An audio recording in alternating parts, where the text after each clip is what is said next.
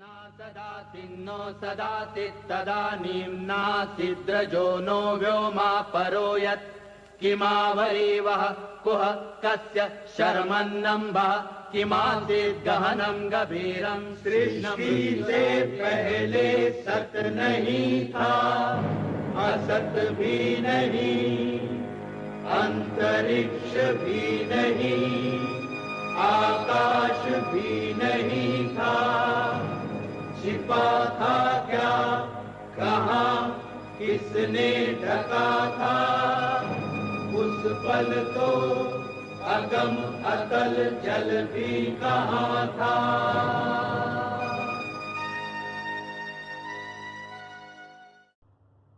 ओम सबको नमस्कार, जय श्री राम। इस ऋग्वेद के मंत्र में आपने देखा कि ब्रह्मांड छुपा हुआ है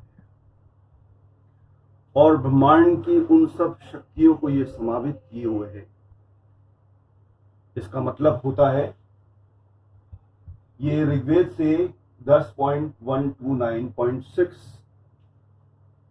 चैप्टर से लिया गया है, वहां से लिया गया चैंट है, मंत्र है। इसमें सृष्टि के बारे में और ब्रह्मांड के बारे में बहुत विस्तार से बताया। वे कहते हैं कि सृष्टि से पहले सत नहीं था, कुछ भी नहीं था सृष्टि से पहले, एक वैक्यूम, बिल्कुल खाली। सत नहीं था, असत भी नहीं, अंतरिक्ष भी नहीं, आकाश भी नहीं, कुछ भी नहीं था। न सत था, न अंतरिक्ष था, न आकाश था। छिपा था क्या, कहां, किसने ढका था, कि वो छिपा हुआ कहां था, सारा मेटीरियल पदार्थ किसने ढका था और कहां, छिपा था क्या, कहां, किसने ढका था, उस पल को अगम अतल जल भी कहां था। कहां था वायु, कहां था जल, कहां थी पृथ्वी, कहां थे धरातल, कहां थे ग्रह, कहां थे ये 10 पार्टिकल्स, गैसेस, कुछ नहीं कह सकते। और आगे वे कहते हैं कि वो सृष्टि का कौन है कर्ता। कर्ता मतलब वो जिसे हम सुपर ह्यूमन के नाम से, गॉड के नाम से, अल्लाह के नाम से, भगवान के नाम से जानते हैं।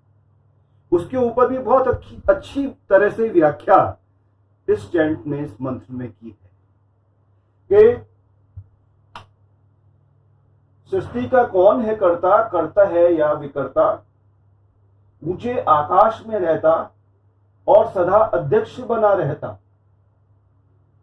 अगम अतल जल कहां था, और सृष्टि का कौन है कर्ता, कर्ता है या विकर्ता।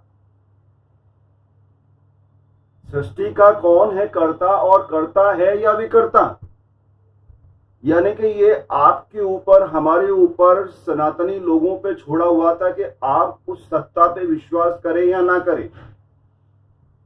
वो सत्ता है या नहीं, इसका फैसला व्यवहार में लाकर अपने अनुभवों से, अपनी खोज से, अपनी तपस्या से, अपने ध्यान से आप खुद खोजें।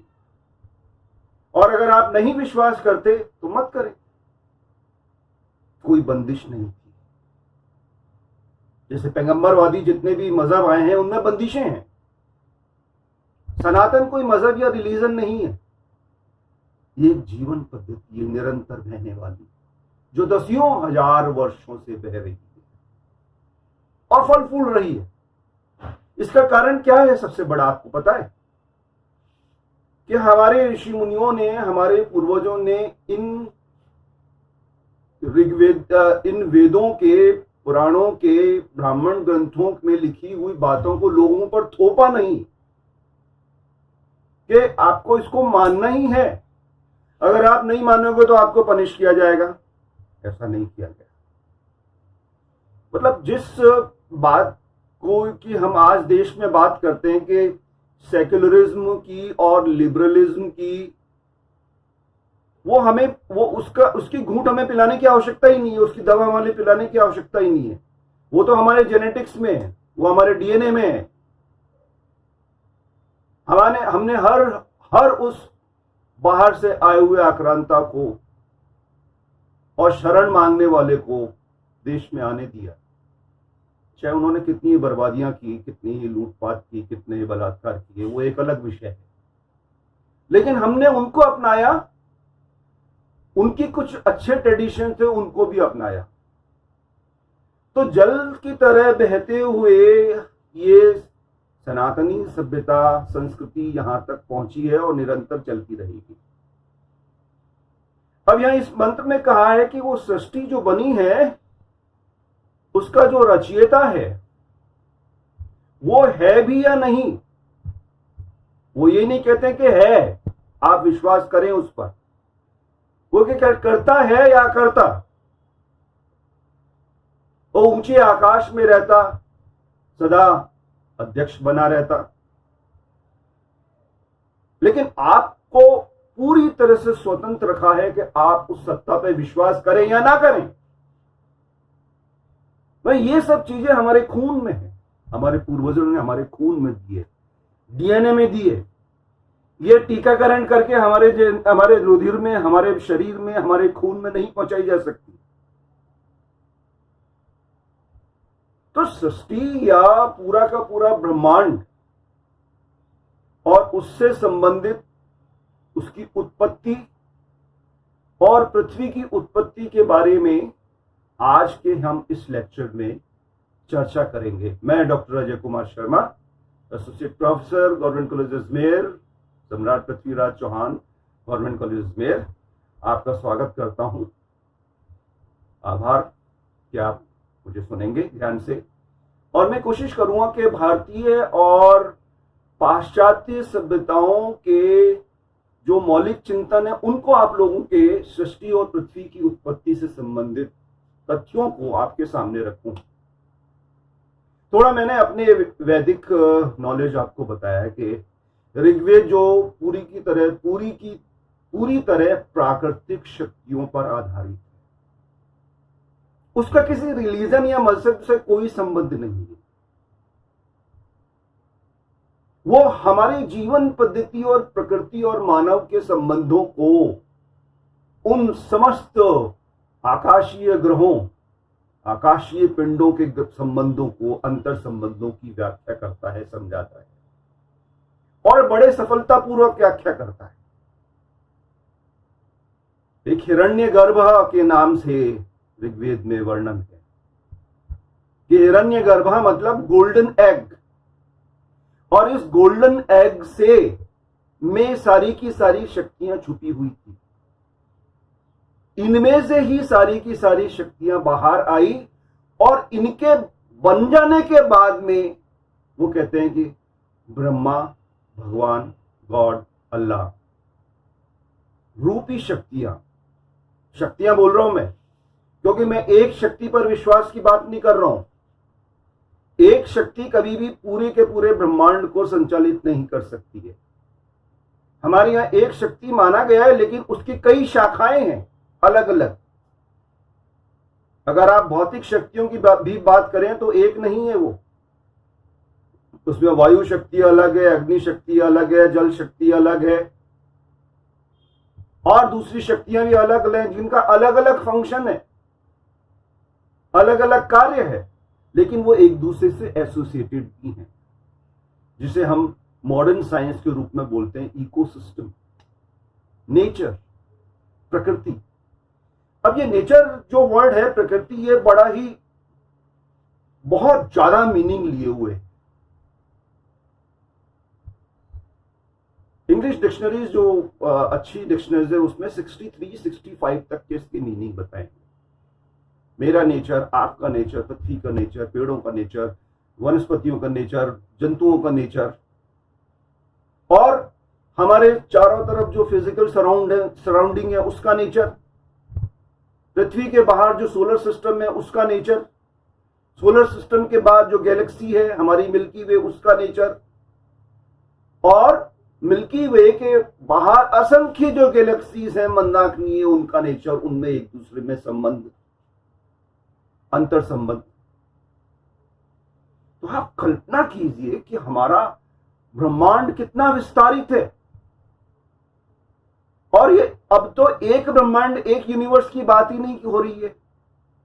मॉडर्न साइंस में तो 1990 के बाद और 2000 से पैरेलल यूनिवर्स की बात की जा रही है कि यूनिवर्स कई हैं, जिसे मल्टी यूनिवर्स भी कहा जाता है। और अब मल्टी यूनिवर्स के आगे भी बात की जा रही है सुपर यूनिवर्स की। एक यूनिवर्स नहीं है, एक ब्रह्मांड नहीं है, कई ब्रह्मांड है। या तो वो इस प्रकार से ऊपर नीचे वर्टिकल फॉर्म में ऊपर नीचे जमे हुए हैं और एक दूसरे को अंदर तक प्रभावित कर रहे हैं, या वो हॉरिजॉन्टल फॉर्म में एक दूसरे से जुड़े हुए हैं और उनमें संवेदनशीलता है, वो एक दूसरे से टकरा रहे हैं और एक दूसरी शक्तियों का आदान प्रदान भी कर रहे हैं। तो ये बड़ा गूढ़ विषय है, इसको समझना इतना आसान नहीं है जितना हम समझते हैं। अब इससे संबंधित पश्चिम में, विशेषकर यूरोप में और बाद में अमेरिका में, कई प्रकार की थियोरीज दी गई, कई प्रकार के सिद्धांत दिए गए। वो सिद्धांत क्या थे? मुख्य रूप से वो उनको दो श्रेणियों में रखा जाता है। एक तीसरी श्रेणी भी है, लेकिन मुख्य रूप से दो श्रेणियों में रखा जाता है। एक तारक सिद्धांत और दूसरा दो तारक या तीन तारक सिद्धांत। एक तारक सिद्धांत में एक तारा है, या इसे हम कह सकते एक निहारिका या नेबुला या गैस का पिंड, वो कई प्रकार के पदार्थों से मिलकर बना है और उसमें सेंट्रीफ्यूगल फोर्स जो केंद्र से बाहर की ओर जा रही है, वो तेजी से घूम रही है, तेजी से बढ़ रही है। तो सेंट्रीफ्यूगल फोर्स बढ़ने के कारण से वो केंद्र से ऊपर की ओर फूल जाता है और इनके फूलने के कारण से धीरे धीरे उनमें से छल्ले निकलने लगते हैं। कांट कहते हैं, एमिनल कांट के, इस प्रकार के 9 छल्ले निकले इसमें से और धीरे धीरे घनीभूत होकर एकत्रित होकर ये ग्रहों में परिवर्तित हो गए और जो बचा हुआ पदार्थ था वो सूर्य बन गया। तो इस प्रकार से ये 9 ग्रह बने और सूर्य बना। लेकिन प्रश्न यह एंगुलर मूवमेंट का बहुत इंपॉर्टेंट है कि इनको कैसे गति मिली और ये गति किस प्रकार से फिक्स की गई, इनका एक दूसरे से क्या संबंध है, इनमें वायुमंडल कैसे बना, जलमंडल कैसे बना, जीवन कैसे आया, इसके ऊपर कांट चुप है। उनकी व्याख्या उन्होंने अपने सिद्धांत में नहीं की। तो कांट ने ये जो थ्योरी जो दी थी वो 1755 में दी थी और उसके बाद लाप्लास ने निहारिका या नेबुला सिद्धांत भी दिया जो लगभग कांट से मिलता जुलता था। उन्होंने एक नेबुला या एक निहारिका की कल्पना की और जिससे ये पदार्थ निकल के बाहर ग्रहों के रूप में बन गए। ये एक तारक सिद्धांत की बात है कि एक तारा या एक पदार्थ, जो पदार्थों का समूह या एनर्जी का समूह, उनसे इन सभी ग्रहों की और सूर्य की उत्पत्ति हुई। दूसरा है, आप देखिए इसमें दो तारक सिद्धांत, जिसे द्वैतवादी संकल्पना के नाम से जाना जाता है। ये अद्वैतवादी संकल्पना, ये द्वैतवादी संकल्पना है। इसमें कुछ पश्चिम के भूगोल वेत्ताओं ने, विद्वानों ने अपने विचार रखे। जैसे चैम्बरलिन ने ग्रहाणु परिकल्पना दी 1905 में। वे कहते हैं कि 2 तारे थे और 2 तारे से जो बड़ा तारा था वो सूर्य के पास आया। सूर्य बिल्कुल शीतल था और उसके बाहर से आए हुए बड़े तारे ने उसको ऊष्मा देकर उसको ऊष्मित किया और उनसे ग्रहाणु, जिनसे ग्रहाणु मतलब जिनसे ग्रह बने, उनसे ग्रहाणु बाहर निकलते गए और इन 9 ग्रहों की रचना हुई। यहां पर वो कहते हैं कि वायुमंडल, जलमंडल और स्थलमंडल की भी व्याख्या इन्होंने करने का प्रयास किया कि इसमें से ग्रह बन जाने के बाद में पृथ्वी में से जो ज्वालामुखी फूटे, उनसे जो गैसेस वगैरह निकली, उनसे पूरा का पूरा वायुमंडल बना। वायुमंडल बनने के बाद में उन गैसेस के बीच में जो क्रियाएं हुई, उससे करोड़ों वर्ष तक वर्षा हुई और स्थलीय भाग में जो गड्ढे थे उनमें जल भर जाने के कारण धीरे धीरे धीरे धीरे ये महासागरों में कन्वर्ट हो गए या महासागरों में परिवर्तित हो गए। इसके पश्चात जीवन कैसे आया? वो कहते हैं कि जल में जीवन है। इस बात को पूरी दुनिया मानती है कि जीवन की शुरुआत जल से हुई है और भारतीय विद्वान भी मानते हैं। जो दशावतार में से जो पहला अवतार है वो मत्स्य अवतार है, जल में है, और बाकी जो बाद के अवतार हैं, सिंह अवतार है और वराह अवतार है, वो बाद में आए। लेकिन जो पहला अवतार आया वो मत्स्य रूप में आया, मत्स्याकार रूप में, और जल में ही आया। पश्चिम के विद्वान भी इस बात को मानते हैं कि जीवन की उत्पत्ति जल से ही हुई है, जल ही आया है, जल से ही जीवन का प्रारंभ हुआ है।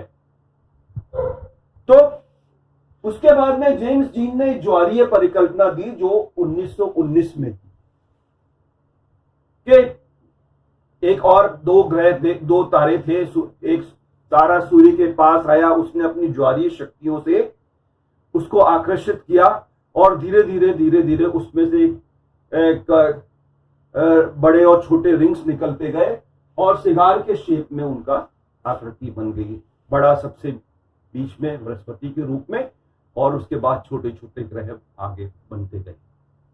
लेकिन इन्होंने भी वायुमंडल, जलमंडल और जीवमंडल के बारे में ज्यादा कुछ बताया नहीं। फिर उसके बाद में रसेल ने, होयल और लिटिल ने 1939 में बताया।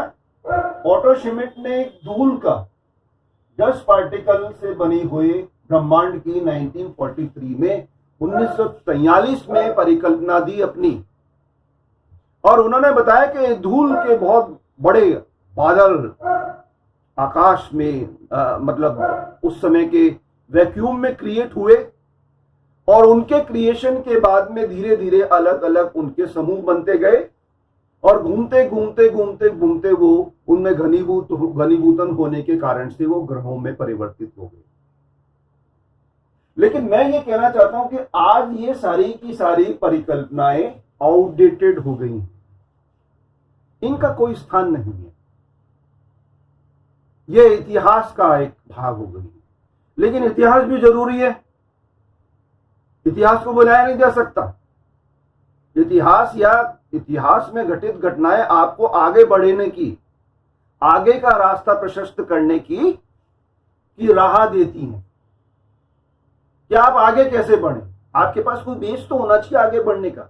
इतिहास जो है वो बेस का काम करता है, आधार का काम करता है, और भूगोल हमेशा वर्तमान में चलता है। भूगोल और भौतिकी और एस्ट्रोफिजिक्स वगैरह वर्तमान और भविष्य की ओर देखते हैं, और जो भौगोलिक घटनाएं आज जो घट चुकी हैं वो कल इतिहास का पार्ट हो जाती है। इसलिए भूगोल और इतिहास में बहुत गहरा संबंध है। जो घटना घटित हो चुकी हैं वो इतिहास में चली गई हैं, और जो आज घटित हो रही हैं जिनका प्रभाव आने वाले समय में होने वाला है वो सब भूगोल में आती हैं। तो हमारे भूगोल का कैनवास इतना विस्तृत है और इतना कलरफुल है जिसकी आप कल्पना तक नहीं कर सकते।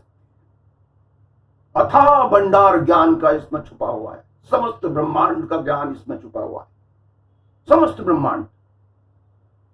तो ये आज के समय ये जो पुरानी अद्वैतवादी संकल्पना और द्वैतवादी संकल्पना जो पश्चिम के विद्वानों ने दी थी, ये आउटडेटेड हो चुकी है।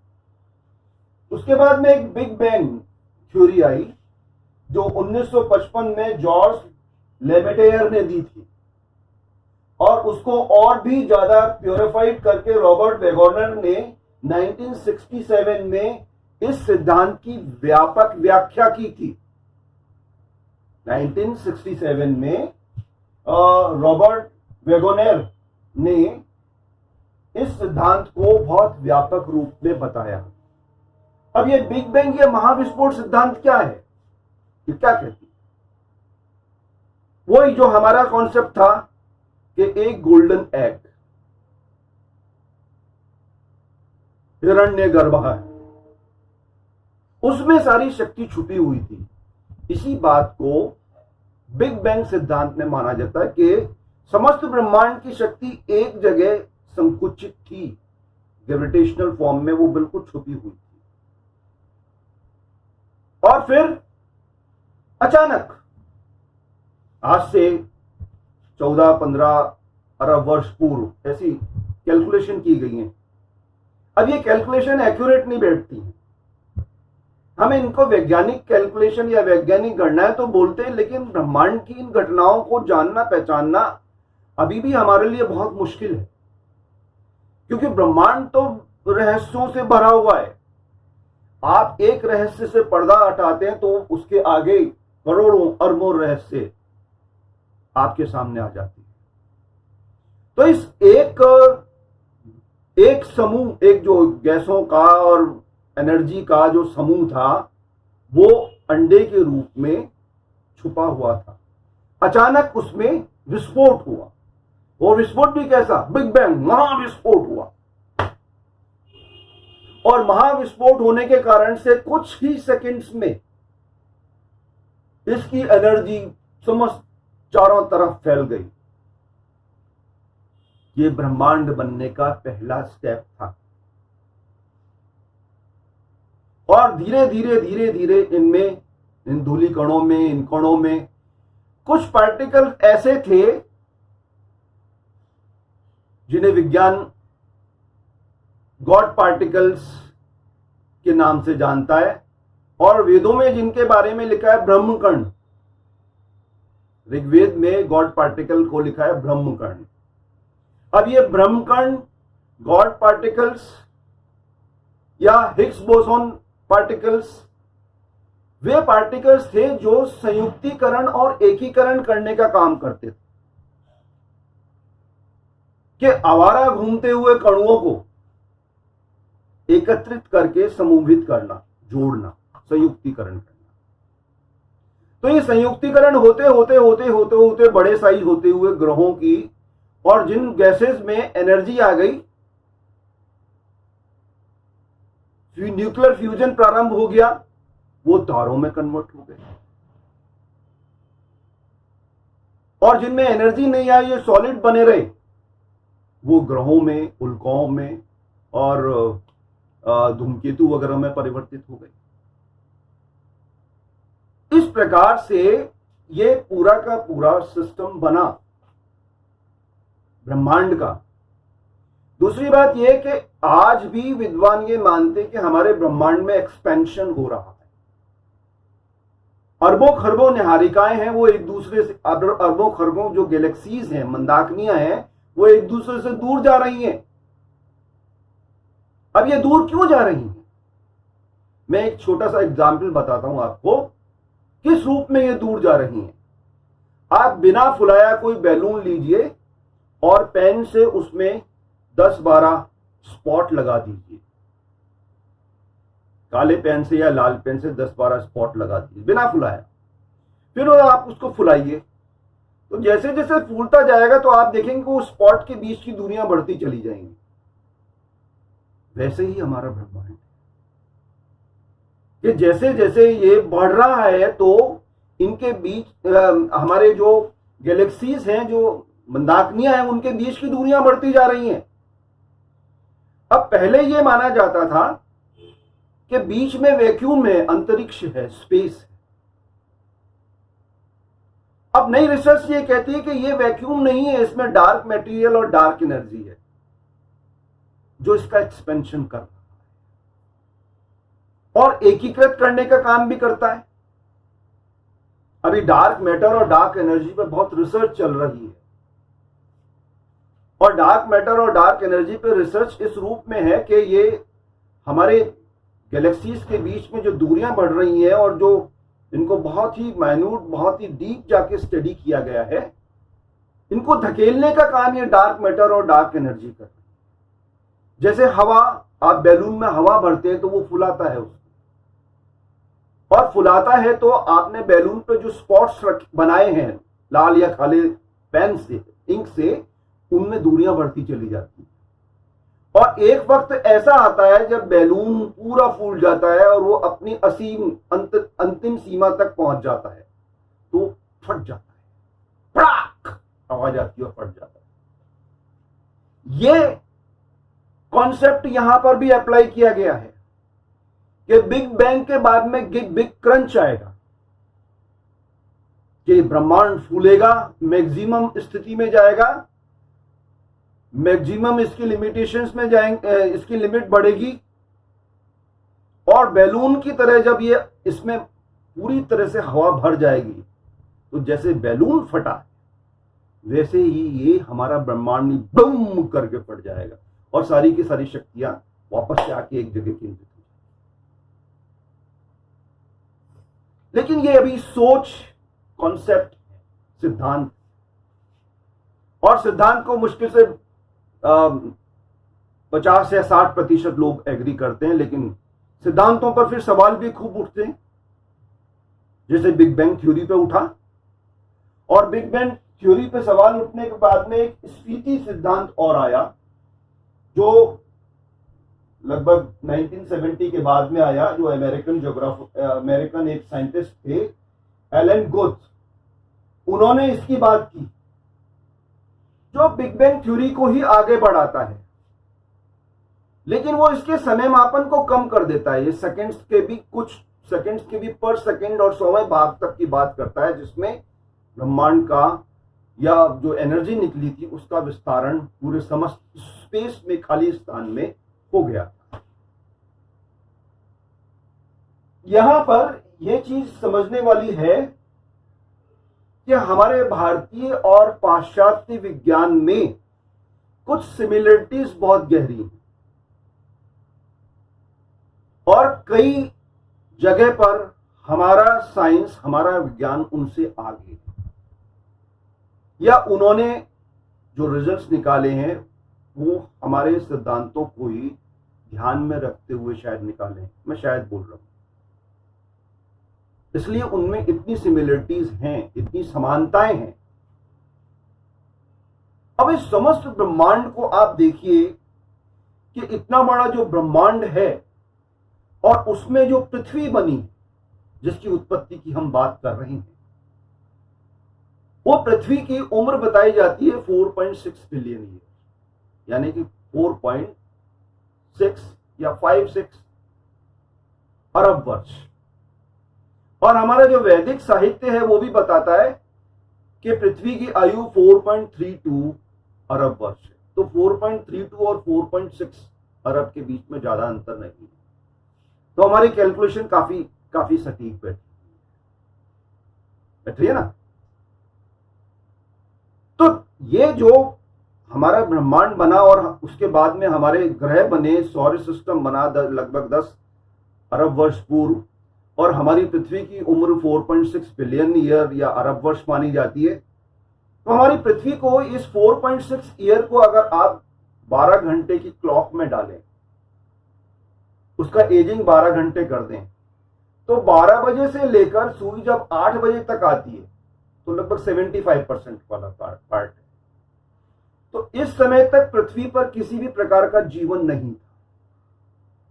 12 बजे से सूर्य जब 8 बजे तक आती है, लगभग 75% पार्ट या इतिहास ये 4.6 बिलियन ईयर का, इस समय पृथ्वी पर किसी प्रकार का जीवन नहीं था। नहीं था तो नहीं था। अब जीवन आया कैसे? जल आ जाने के कारण से, उसमें एमिनो एसिड्स आने के कारण से, जिसे आप वनस्पति और जीव दोनों की श्रेणी में रख सकते हैं या नहीं रख सकते, धीरे धीरे सेल्स वाले जीव बने, एक कोशिकीय जीव बने, फिर बहुकोशिकीय जीव बने, फिर मछलियां बनी जो उन्नत थी, इसलिए मत्स्यावतार की बात की गई है जल में। और उससे संबंधित कई प्रकार के जीव जल में बने, और इसी के साथ साथ पृथ्वी पर ऑक्सीजन की मात्रा भी बढ़ रही थी। या आज हम 21% जो ऑक्सीजन मानते हैं वो हमेशा से नहीं रही है, ये धीरे धीरे बढ़ी है। तो जैसे जैसे महासागरों में जीवों की उत्पत्ति हो गई तो धीरे धीरे ऑक्सीजन बढ़ने के साथ साथ वो वनस्पति और जीव जंतु जल से निकलकर थल की ओर अभी आने लगे, जब तक वो अपनी सांस ले सकते थे। और जैसे जैसे ऑक्सीजन और बढ़ी तो वनस्पति और जीव जंतु और आगे तक निकले थलीय भागों में, और जब ये 18, 19, 20 और 21% तक पहुंची तो पूरे के पूरी पृथ्वी पर वनस्पति, जीव जंतु और जीवन का आवरण छा गया। समस्त पृथ्वी पेड़ पौधों से, वनस्पति से ढक गई। कई प्रकार के असंख्य जीव जंतु। आपने देखा एक चीज बड़ी आश्चर्य करती है, मुझे आश्चर्य में डालती है कि हर जीव की कई वैरायटीज है। सांप की कई वैरायटीज हैं, मगरमच्छ की कई वैरायटीज हैं, शेरों की कई वैरायटीज हैं, तितलियों की कई वैरायटीज हैं, हर जीव की। और ऐसे ही वनस्पतियों में भी कई वैरायटीज हैं। लेकिन मनुष्य की कोई वैरायटी नहीं है, मनुष्य एक ही है, मानव एक ही है, होमो सैपियन। ये कैसे संभव हुआ? हम ये थोड़ी कह सकते हैं ये अलग, हम ये कह सकते हैं कि हम प्रजातियां अलग अलग, लेकिन हमारे में जो डीएनए, कॉमन डीएनए है वो एक ही है, लगभग क्या, बिल्कुल एक ही है।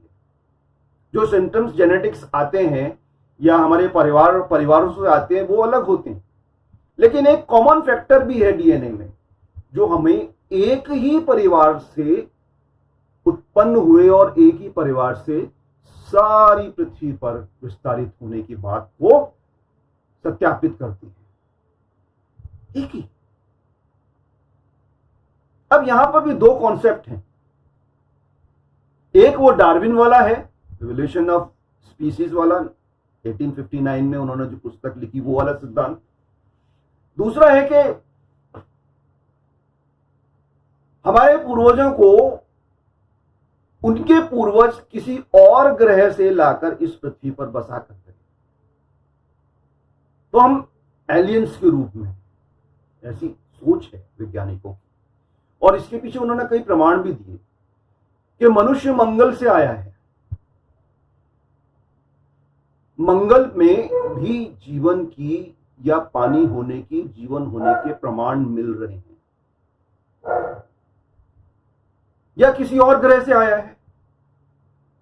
और धीरे धीरे धीरे धीरे धीरे धीरे इसने पूरी पृथ्वी पर कब्जा कर लिया। मैं कब्जा ही बोलूंगा, क्योंकि ये अर्थ पूरी की पूरी ह्यूमन सेंट्रिक हो गई है। सारी गतिविधियां, सारी एक्टिविटीज मनुष्य संचालित कर रहा है। दादा हो गया भाई, दादा, पृथ्वी का दादा कौन? मनुष्य, अपन। अब आगे क्या होगा? स्टीफन हॉकिंस कहते हैं कि हम संभल जाएं।